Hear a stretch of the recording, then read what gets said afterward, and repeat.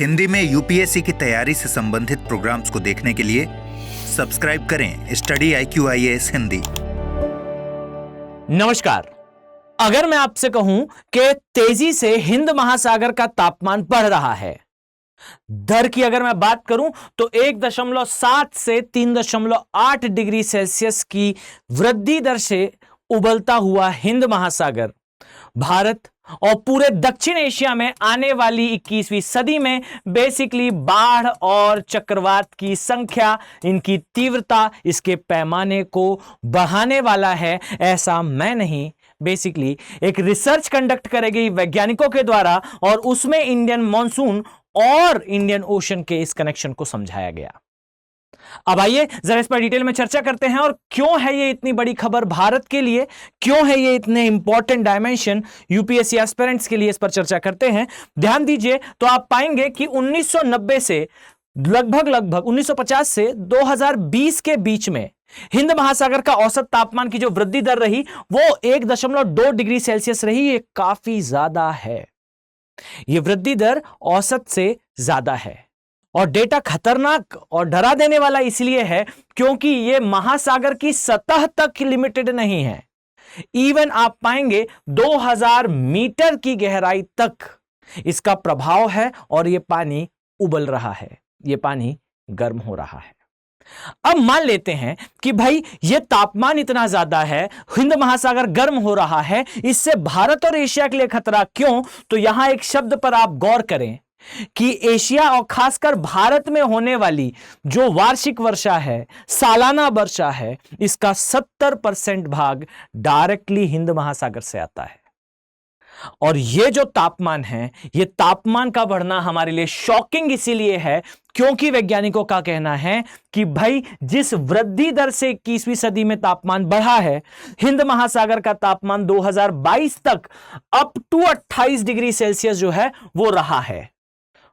अब ये 28 degree Celsius के थ्रेशोल्ड को पार करने वाला है। और डियर, आप ध्यान से सुनिए कि 27 डिग्री सेल्सियस का डियर ये जो तापमान है, 28 डिग्री सेल्सियस का ये जो तापमान है, इस लिमिट को क्रॉस करते ही आने वाला हर वर्ष जब गर्मी का मौसम होगा, जब ग्रीष्म ऋतु होगी, जब चक्रवात की ऋतु होगी, चक्रवातों की संख्या कई गुना बढ़ने की संभावना है। और ये इसीलिए है क्योंकि शायद आपने पढ़ा होगा कि भाई सागरों का तापमान जब 27 डिग्री सेल्सियस से अधिक होता है, जब सी टेम्परेचर 27 डिग्री सेल्सियस से अधिक होता है, तो कंडेंसेशन हीट या फिर लेटेंट हीट ऑफ कंडेंसेशन यानी कि गुप्त ऊष्मा पर्याप्त होती है एक चक्रवात के जन्म लेने के लिए। अब जरा इस बात पर फोकस करिए। जो पीछे दिया हुआ ये डायग्रामेटिक रिप्रेजेंटेशन है, इसे ध्यान से देखिए।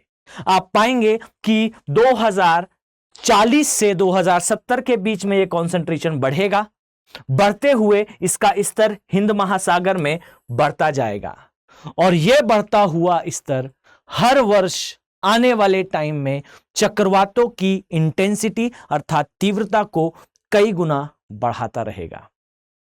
एक समस्या हिंद महासागर के तापमान से वृद्धि को लेकर यह है कि भाई चक्रवात हमारे तटीय क्षेत्रों को बेइंतहा परेशान करने वाले हैं। पर क्या बात और यह घटना इतनी ही लिमिटेड है? तो आंसर इज नो। ध्यान से समझिए, हम उस देश में निवास करते हैं जहां पर कृषि अर्थात एग्रीकल्चर खासा इंपॉर्टेंस रखता है भाई हमारी अर्थव्यवस्था में, और साथ ही ये डायरेक्टली मॉनसून से भी है कनेक्टेड। अब आई थिंक आप सभी ने कभी ना कभी हिंद महासागर के द्विध्रुव के बारे में सुना है, इंडियन ओशन डायपोल के बारे में सुना है। क्या है इंडियन ओशन डायपोल? तो अगर मैं आपसे कहूं तो सिंपल लैंग्वेज में पॉजिटिव इंडियन ओशन डायपोल या सकारात्मक हिंद महासागर के द्विध्रुव से आशय भाई यह है कि हिंद महासागर का जो अरब सागर वाला हिस्सा है, अर्थात हमारे हिंद महासागर का पश्चिमी भाग, डियर, अगर यह गर्म होता है तो इसके गर्म होने पर मैसिव फॉर्मेशन होता है क्लाउड्स का, और भाई ये जो क्लाउड्स हैं ये अंततः दक्षिण पूर्वी एशिया और भारत में पहुंचकर कराते हैं पर्याप्त वर्षा।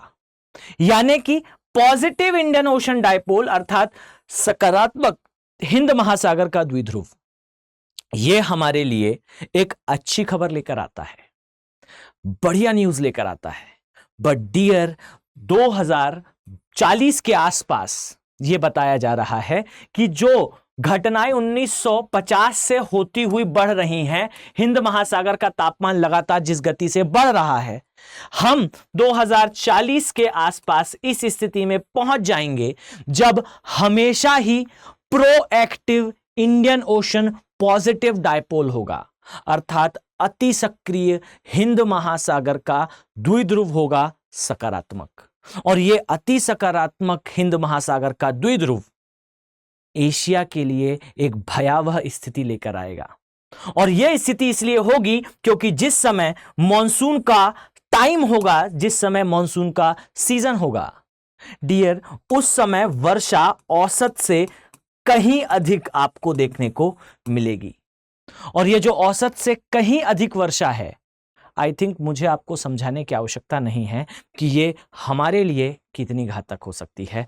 वो देश जहां बाढ़ की समस्या जो है वो ग्लोबल स्तर से ज्यादा गंभीर है, हमारे लिए ये पॉजिटिव, अति सक्रिय इंडियन ओशन डायपोल खतरनाक हो सकता है। अब इसी प्रकार से जरा इस बात पर भी गौर करें कि भाई जो हिंद महासागर का ये डायमेंशन है, ये डायनेमिक्स है, ये क्या कहता है? हिंद महासागर के डायनेमिक्स ये कहता है कि सहज तौर पर हम अगर देखें पॉजिटिव इंडियन ओशन डायपोल में होता यह है कि ये जो स्थान आप देख रहे हैं ये होता है भाई ठंडा, अर्थात यहां होता है औसतन कम तापमान, और इस स्थान पर होता है कुछ अधिक तापमान। अब ये अधिक और ये जो कम होना है, इस स्थिति के बारे में समझें कि यहां से नो डाउट कि हमारे यहां मॉनसूनल विंड जब प्रवेश करती हैं तो इनका प्रवेश करना पॉजिटिवली हमारे साथ एसोसिएटेड होता है। इसी के बजाय अगर मैं उल्टे की बात करूं तो भाई जो सुमात्रा या जावा या कुल मिलाकर जो इंडोनेशिया के आइलैंड्स हैं, इन इंडोनेशियाई आइलैंड्स के पास तापमान यदि बढ़ जाए, टेम्परेचर यदि इंक्रीज हो जाए, और भाई मेडागास्कर और इसके आसपास जो हमारा तटीय क्षेत्र है अफ्रीका का, वहां पर तापमान जो है वो कम हो जाए, तो ये नेगेटिव इंडियन ओशन डायपोल कहलाता है, नकारात्मक हिंद महासागर का द्विध्रुव कहलाता है। और इस नकारात्मक द्विध्रुव के उत्पन्न होने पर आप पाएंगे कि भारत में जो एवरेज रेनफॉल है ये भाई कम हो जाती है। यानी कि प्राइमरली अगर आप देखें तो आपको ऐसा महसूस हो सकता है कि भाई हिंद महासागर का गर्म होना सकारात्मक हिंद महासागर के द्विध्रुव को जब प्रेरित करेगा तो हमारे यहां मॉनसून ज्यादा मजबूत होगा। लेकिन डियर, जब आप इसे माइन्यूटली देखेंगे तो भाई हमारे लिए हिंद महासागर के इस भाग का गर्म होना एक अच्छी घटना है, पर उबल जाना यानी कि तापमान का 3 डिग्री सेल्सियस तक पहुंच जाना हमारे लिए एक शॉकिंग घटना है। इतनी अधिक वर्षा हमारे लिए और देश के लिए अच्छी घटना नहीं होने वाली।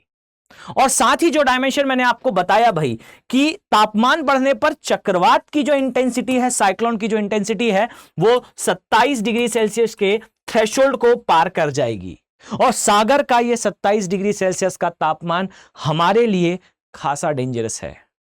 अब सोच कर देखिए कि हम केवल परेशान हैं बंगाल की खाड़ी के चक्रवातों से, यदि अरब सागर के एरिया में और दक्षिणी हिंद महासागर के एरिया में इतना अधिक तापमान होगा तो यह हमारे लिए एक अलग डायमेंशन डिजास्टर मैनेजमेंट का ओपन करता है। एक बड़े स्तर पर भारत को तैयारी इसके लिए करने की आवश्यकता होगी। अब इसी तरीके से इस बात को भी समझें कि इन सब का रीजन क्या है, कारण क्या है। तो एक सामान्य साइकिल तो यह कहती है कि भाई हिंद महासागर का जो तापमान है ऑन एन एवरेज इसमें इंक्रीमेंट हमें देखने को मिलता है, यह एक सहज घटना है।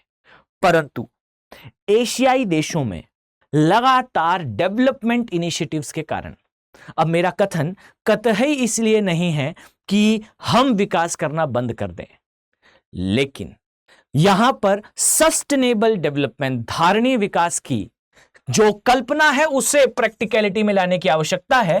बिकॉज इंडिया, बांग्लादेश, पाकिस्तान या इंडोनेशिया से लेकर हमारा पड़ोसी देश, भाई अन्य कैटेगरी में द्वीपीय देश, ये सभी शामिल हैं। और इन सभी देशों के लिए सबसे बड़ी समस्या यह है कि अगर हमने उसी अंधाधुंध गति से विकास करा तो हमारा जो आसपास का सागर है वो इस गति से गर्म हो रहा है कि भाई न्यूज मुझे आप तक पहुंचाने की आवश्यकता नहीं है कि मालदीव्स 1950 तक, 2050 तक और आने वाले 70 से 90 सालों में 40 से अधिक देशों के बंदरगाह पानी के अंदर जाने की संभावना यूएन ने दर्शाई है। अब ये घटना काफी गंभीर होगी, इंपैक्ट काफी बड़े होंगे। तैयारी और तरीका केवल और केवल धारणीय विकास अर्थात sustainable development. And no doubt कि भारत इस कार्य को लगातार बीते कुछ वर्षों में प्रैक्टिकलिटी में लेकर आया है। आई थिंक आपके लिए ये सेशन, ये इंफॉर्मेशन खासा जरूरी रही होगी। अब ध्यान दीजिए, स्टडी आईक्यू के ऑप्शनल बैचेस अर्थात वो बैचेस जो आपको ज्योग्राफी ऑप्शनल में असिस्ट करने वाले हैं 300 प्लस मार्क्स की स्ट्रेटेजी के साथ, और वो बैचेस जिनका अगर आप पार्ट बनते हैं भाई तो आप उस ऑप्शनल को सिलेक्ट करेंगे जो ऑप्शन आपको 30 to 35 क्वेश्चंस डायरेक्टली यूपीएससी के प्रिलिमिनरी एग्जामिनेशन में असिस्ट करने वाला है। ज्योग्राफी ऑप्शनल ऐसा ऑप्शनल है डियर जो ऑप्शनल सबसे ज्यादा इन्फ्लुएंस करता है, सबसे ज्यादा जो है कवर करता है यूपीएससी के इवन प्रीलिम्स के सिलेबस को। ज्योग्राफी और एनवायरनमेंट के सारे प्रश्न जो अन्य विद्यार्थियों के लिए होंगे टफ, वो आपके लिए इजी होने वाले हैं क्योंकि आपका ऑप्शनल होने वाला है ज्योग्राफी और आप चाहते हैं कि ये ऑप्शनल आपके लिए सक्सेसफुल हो। तो डियर आप मेरे साथ अपने ऑप्शनल के पूरे सिलेबस को कवर कर सकते हैं। ज्योग्राफी ऑप्शनल के बैचेस 17 जून से स्टार्ट होने वाले हैं। अगर आप इनका पार्ट बनना चाहते हैं तो भाई 15,999 की कॉस्ट पे आप इनका पार्ट बन सकते हैं। विशेष तौर पर ध्यान रखिए कि आपको इसके लिए कोड यूज करना है एके लाइव का। इस कोड का ही यूज करने पर आपको जो कॉस्ट मैंने बताई है आप इस कॉस्ट से इस कोर्स का पार्ट बन पाएंगे, अदरवाइज आपको एक्सेसिव कॉस्ट पे करनी पड़ सकती है। साथ ही अगर आप संपूर्ण तैयारी करना चाहते हैं एक इंटीग्रेटेड मैनर में तो याद रखिए स्टडी आईक्यू के जो P2I बैचेस हैं अर्थात प्रीलिम से लेकर इंटरव्यू तक की तैयारी कराने वाले हमारे बैचेस हैं। ये बैचेस स्टार्ट होने वाले हैं हिंदी माध्यम में ज्योग्राफी के साथ, और इन बैचेस के लिए ध्यान दें आपको याद रखना है 27,999 की जो कॉस्ट है ये कॉस्ट आपको तभी मिलेगी जब आप एके लाइव कोड का यूज करते हैं। बैचेस 10 तारीख से स्टार्ट हो चुके हैं और इनमें एडमिशन की लास्ट डेट भाई आ चुकी है 15 जून की, अर्थात 15 जून तक आप इन बैचेस का पार्ट बन सकते हैं। और अगर आपने अभी तक इन बैचेस में एनरोल नहीं करा है तो डियर आप लेट हो रहे हैं। Don't waste your time. SIP का प्रोग्राम अर्थात सक्सेस इन प्रीलिम्स का program, mains residential program, 1-to-1 mentorship, test series की सुविधा और प्री क्वालिफाई होने पर हमारे प्रीमाइसेस में दिल्ली में आकर तैयारी करने की विशेष निशुल्क सुविधा, सब कुछ इन बैचेस में इंक्लूडेड है। मैं मानकर चलता हूं कि वो सभी सीनियर आईएएस एस्पिरेंट जो अपने फर्स्ट अटेम्प्ट में इसे क्वालिफाई करना चाहते हैं वो ऑप्शनल के और हमारे P2I बैचेस का जरूर पार्ट बनेंगे। चलिए मिलते हैं नेक्स्ट वीडियो में। Have a very nice day. Thank you. Hindi में यूपीएससी की तैयारी से संबंधित प्रोग्राम्स को देखने के लिए सब्सक्राइब करें स्टडी IQ IAS हिंदी।